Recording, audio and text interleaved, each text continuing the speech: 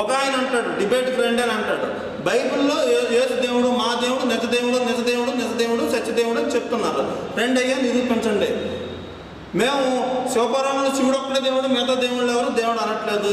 లేకపోతే రాముడు ఒక్కడే దేవుడు, కృష్ణుడు ఒక్కడే దేవుడు, ఇంకెవరు దేవుడు కాదని అనట్లేదు. దైవాన్ని అనేక రూపంలో దర్శించవచ్చు. మీరే అంటున్నారు నిజ దేవుడు అంటున్నారు, నిరూపించండి అంటున్నాం. నిరూపించండి అంటే మీరు దీనికి కేటికి కలుపుతారు. నువ్వేం చెప్పావో దానిపై నిరూపించయ్యానంటేనే అందరూ తప్పించుకొని పారిపోతున్నారు. ఒక్కడు కూడా రావట్లేదు. ఆ షఫీ గారు పాపం ఖాళీగా ఉన్నారు, ఈ కరుణాకర్ సుబ్బన ఖాళీగా ఉన్నాడు, ఒక్కడు కూడా రాడు.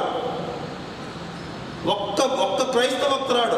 తప్పించుకోవడానికి ఎన్ని మసాలాలు యాడ్ చేయాలో అందులో మాత్రం దిట్టలు ఒక్కొక్కడు. అయితే దీనిపై మా ఏకైక స్టాండ్ ఒకటే.